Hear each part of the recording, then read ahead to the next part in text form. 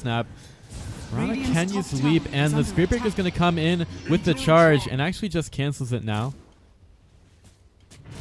And the arrow is going to be off the mark. Invoker steps up actually on the top lane. We're going to see BSJ find the first blood with an Eclipse. To farm up a Lunaseum, going for the 4-2-1 build. So he can clear out these waves and jungle camps pretty quickly. Also the Helmet of Dominator increases the farming speed for him. Give me a charge on the bottom. Zyzzy could be in some trouble. IX Mike going forward. He's at 1530 gold right now. They would love to get a good kill on the Zyzzy, who doesn't use the rage fast enough to avoid this. Even if he did, I mean, all he wanted to do is just avoid that bash from the Spirit Breaker. So the Bat Rider holds him in place, and the Sunstrike gets the kill. But now we have the rock dropped at top. Luna in trouble, gets a nice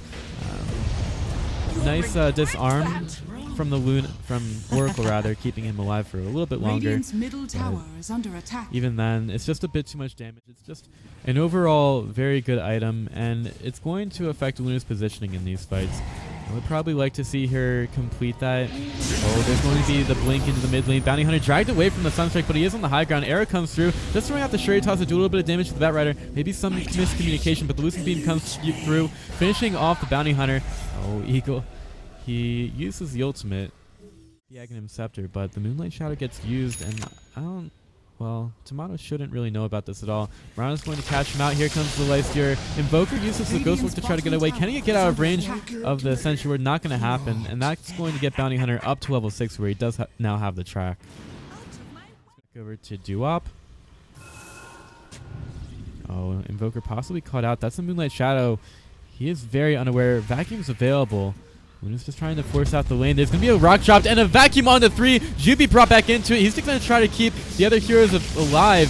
That is going to get a lasso back onto the Darkseer, but he's slowed down so much by the open wounds. Can IX Mike stay alive? The answer is no. Warlock Golem nearly taken out. In fact, it is. BSJ, though, he's very low. One more hit. 2 more hits.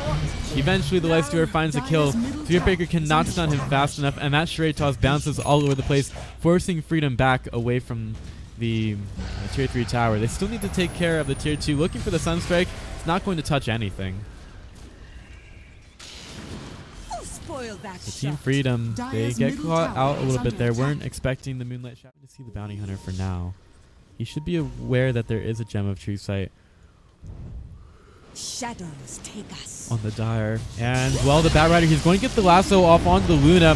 Eclipse comes through, and they don't have the Pipe of Insight just yet. Zyzzy in a lot of trouble. The Spirit Breaker ultimate is going to stop him there. He'll get the 70% bash as well.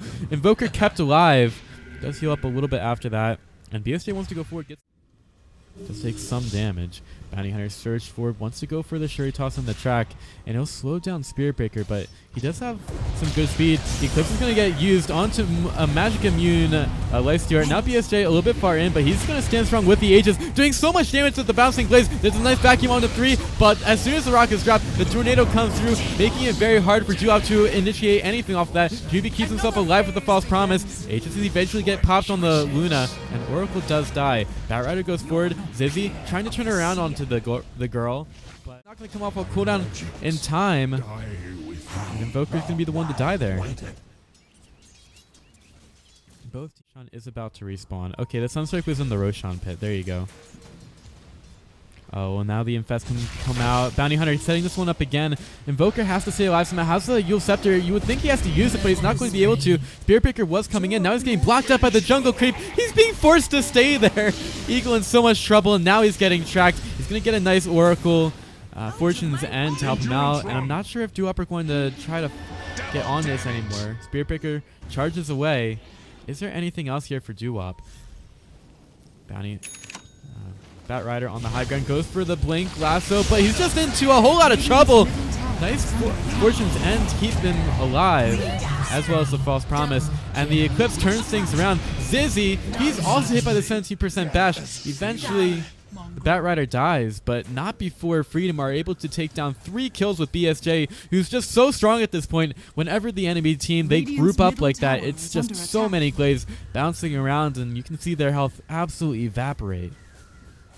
1,700 gold change in favor of Freedom.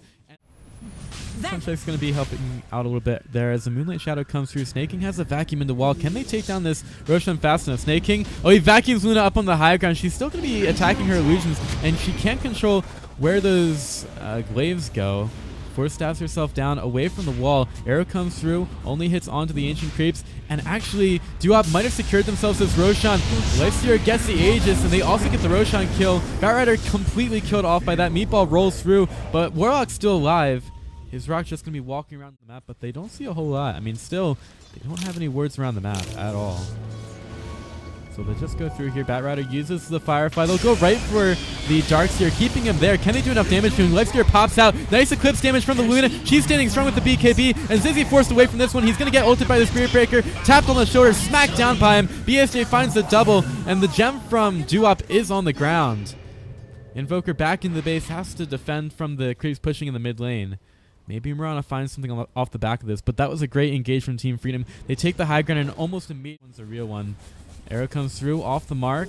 Luna's going to take down the melee racks very quickly. There's the BKB used. Oh, Lifesteer goes for it. There's going to be a lasso back taken into the rest of the Radiant team, Dire team Freedom. They're going to be running right over these guys. Nice vacuum on the floor, but Darkseer is already down. It was just a death vacuum. BSJ healing up with the False Promise as if he needed any more heals. Wave 2 is invisible thanks to the Moonlight Shadow, but he's getting chased down by the Batrider right now, and that's going to be the GG. Duop are going to lose game number 1 to Team Freedom off of the back of an extremely farmed Luna. Eventually, the Invoker goes down, but there's nothing that the Radiant can do to stop their throne from going after that one. Team Freedom, they just played...